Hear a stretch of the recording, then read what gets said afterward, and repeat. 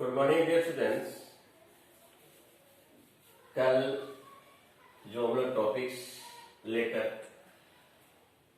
चर्चा किए थे वह था मीडियन। आज का हम सबों का टॉपिक्स है मीन। आपको यह पता है कि हम लोग हर बात में मीन, एवरेज, औसत, पैरेलल मीन, समांतर मान की चर्चा कर ही डालते हैं, भले ही उसका अर्थ जानते हो या न जानते हो। लेकिन हम लोग कह देते हैं कि भाई तुम्हारी एवरेज आयु क्या है, या how many students are in your class present today. तो आपने जवाब देते हैं कि सर लगभग 30 students are present in my class. तो इसका मतलब ये हुआ कि स्टूडेंट की संख्या 30 से अधिक भी हो सकती है और 30 से कम भी हो सकती है।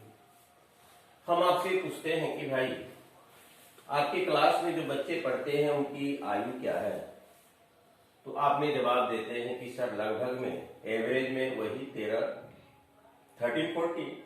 तो 14 से कम भी हो सकता है, 14 से अधिक भी होता है, किसी का एक्यूरेट 14 भी होता है। हर क्षेत्र में हम लोग हर क्षेत्र में मीन शब्द का, एवरेज शब्द का, पैरेलल मीन का, औसत का प्रयोग करते हैं। गाड़ी का एवरेज स्पीड क्या है, आपका एवरेज ट्रेन का एवरेज वेलोसिटी क्या है।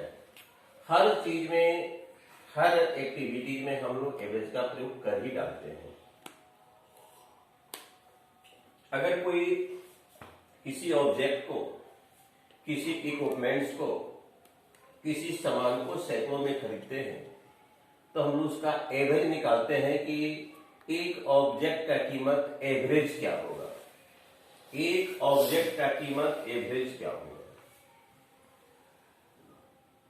तो mean is unique data. Mean is unique data who are represented, who is, आप नहीं, who is represented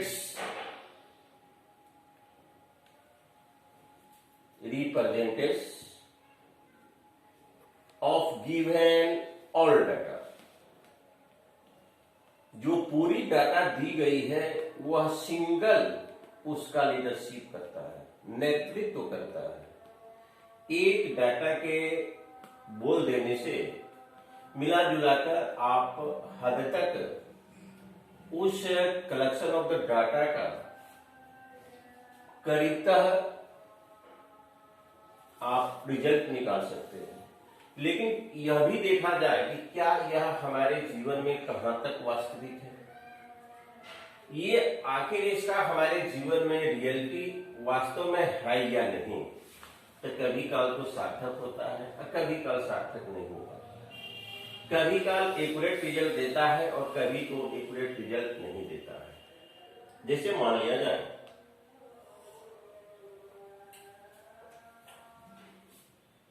चार विद्यार्थी ने एग्जाम दिया मैथमेटिक्स का, एक लाया 8, एक लाया 0, एक लाया 12, एक लाया 20। आप हमसे पूछे कि भाई सर ये बताइए कि जो बच्चे ने एग्जाम दिए उसका एवरेज मार्क्स क्या रहा, उसका एवरेज मार्क्स क्या रहा। तो हमने आपको बताया 8 + 0 + 12 + 20 / 4, 20 12 32 8 40, 40/4 = 10। तो 10 देखिए तो नियर अबाउट में 10 किससे टैली कर रहा है। लगभग में अगर आप लेते हैं तो नियर अबाउट में 12 है थोड़ा सा, और हल्का फल्का आप चलते हैं 8 तक ही आप कल्पना कर सकते हैं। 20 का कल्पना ही नहीं कर सकते हैं और 0 का कल्पना ही नहीं कर सकते हैं। तो यहां पर देखते हैं कि हमारा जो एवरेज मार्क्स है, जो मार्क्स का मीन है, जो पैरेलल मीन है, वो बिल्कुल अपने NaCl डाटा से बिल्कुल अलग हो जाता है। केवल दो ही डाटा मिला जुलाकर नियर अबाउट में टैली कर रहे हैं। दो ही डाटा मिला जुलाकर टैली कर रहे हैं आइटोल 12 से। तो अगर देखा जाए तो रियलिटी इसका तो कहीं सार्थक होता है, कहीं सार्थक नहीं हो पाता है। जैसे मान लिया जाए ट्रेन का आपका स्पीड, एवरेज स्पीड, मान लिया जाए कोई ट्रेन कटिहार से चलती है और पटना पहुंचती है और 20 की दूरी 300 किलोमीटर है। 20 का दूरी आपका 300 किलोमीटर और उसको जाने में 6 घंटे का समय लगा। जाने में 6 घंटे का समय लगा तो एवरेज स्पीड, एवरेज मीन तो 300/6 50 किलोमीटर पर आवर। इसका मतलब ये नहीं हुआ कि यह ट्रेन पर किलोमीटर 50 किलोमीटर चली है। इसका मतलब ये नहीं हुआ। इसका मतलब ये हुआ कभी इसका स्पीड 50 से कम रहा होगा, कभी 0 रहा होगा, कभी स्टेशनरी में रही होगी, कभी 60 हुआ होगा, कभी 70 हुआ होगा। लेकिन उसका एवरेज यह इंडिकेट करता है कि इस ट्रेन का टोटल दूरी तय करने में एवरेज स्पीड 50 किलोमीटर प्रति घंटा रहा। ठीक है। जैसे मान लिया जाए कुछ देर के लिए हम एक एग्जांपल आपको दे रहे हैं। अगर आपको विचार है कि हमारा कस्बा को प्रखंड का दर्जा मिले, हमारे कस्बा को प्रखंड का दर्जा मिले, ब्लॉक का दर्जा मिले, आपने हजारों आदमी के साथ में आप प्रशासन के सामने आप धरना दे रहे हैं, धरना दिए हुए हैं, तो 1000 पर्सन वहां पर हैं, 1000 पर्सन वहां पर प्रेजेंट है। जब प्रशासन आपके धारणा से या आपका जब धरना चरम सीमा पर पहुंच जाता है, जब आपका धरना चरम सीमा पर पहुंच जाता है तो प्रशासन की तरफ से एक आदमी को बुलाया जाता है और कहा जाता है कि भाई इसमें मेन आदमी कौन है, अब चलिए प्रशासन से मिलिए। तो जो एक आदमी जाएगा इस पूरे 1000 आदमी का 999 आदमी का लीडरशिप करेगा पूरे। ये क्या हुआ? Measurement of the central tendency, केंद्रीय प्रवृत्ति की माप, measurement of the central tendency. यह जो पर्सन है उसी भावनाओं को प्रशासन के सामने रखेगा जो कि इस 1000 आदमी की मांग है। ये क्या हुआ? एक यूनिक वर्ड हुआ, एक यूनिक पर्सन हुआ जो इस पूरे पर्सन का लीडरशिप करता है।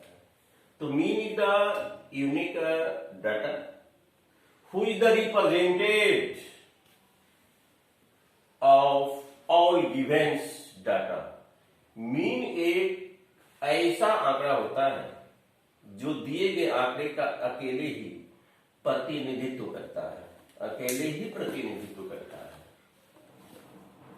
जनरली में हम यहाँ पर नॉन क्लासिफिकल, यहाँ पर हम लोग नॉन क्लासिफिकल नहीं पढ़ रहे हैं। नॉन क्लासिफिकल डाटा के लिए आज हम लोग मीन का चर्चा कर रहे हैं। क्लासिफाइड के लिए अलग होता है। तो मान लिया जाए मीन बराबर sum of all data, sum of all data oblique number of data, number of data. Data कितने हैं और डाटा के सम कितना हुआ। Mean the ratio of the sum of the all data and number of the data, number of observation और sum of the observation. तो जो quantity आएगा वो हमारा मीन कहलाएगा। जो हमारा क्वांटिटी आएगा वो मीन कहलाएगा। मीन, तो मीन का अर्थ आप मैथमेटिक्स में, फिजिक्स में लेते हैं एवरेज के रूप में। मैथमेटिक्स में खासकर यह मीन जो है इसको पैरेलल मीन्स, इसको निकालने का एक और मेथड से शॉर्टकट मेथड जो कि आप सीनियर क्लास में पढ़ेंगे। शॉर्टकट आपका मेथड्स भी है। और मीन के संदर्भ में जब नॉन क्लासिफिकल क्वेश्चन अरेंजमेंट किए जाते हैं तो इसके लिए आपको ध्यान रखना होगा प्राइम नंबर, कंपोजिट नंबर को prime number, composite number, odd number, even number, सम number, whole number, natural number. Write the mean of the first 5 natural number. Write the mean of the first 5 composite number. Write the mean of the first 5 prime numbers, evens numbers, odd numbers, कुछ भी आपको पूछ सकता है। 5 first 6 number, first 5 number, first 6 number, first 7 number, और आपका alphabetical भी दे सकता है। जैसे ए बी सी का मीन क्या होगा, तो a plus B plus C by 3।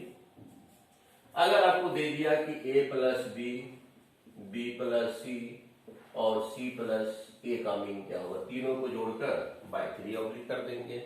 किसी वह साइक्लिक रूप में भी दे सकता है, a minus B minus C minus A, तीनों को जोड़कर आप 3 से डिवाइड कर देंगे। जो आपका अलजेब्रिक टर्म आएगा वह आपका मीन कहलाएगा। तो जो नॉन क्लासिफिकल जो क्वेश्चन होगा वह किसी भी नंबर से रिलेटेड होगा, वह किसी भी अल्फाबेटिकल वर्ड से रिलेटेड होगा। जब हम लोग वर्ड प्रॉब्लम में चलेंगे तो इसी वर्ड प्रॉब्लम में चलेंगे। जैसे 4 छात्रों की औसत आयु 100 वर्ष है, उनमें से प्रथम 3 छात्रों की आयु इतनी है तो चौथे छात्र की आयु कितनी होगी। तो उस परिस्थिति में इसी फॉर्मूला का हम प्रयोग करेंगे। तो आज का हमारा टॉपिक रहा ये नॉन क्लासिफिकल्स। अब जो नेक्स्ट पे चलेंगे, कल का टॉपिक हम लोग का होगा मोड बहुलक। मोड बहुलक केमिस्ट्री में अलग होता है, उसको पॉलीमर्स कहते हैं, मैथ में मोड को हम लोग बहुलक कहते हैं। तो डियर स्टूडेंट्स, आज का जो हमारा टॉपिक रहा वो एंड हुआ। Thank you very much.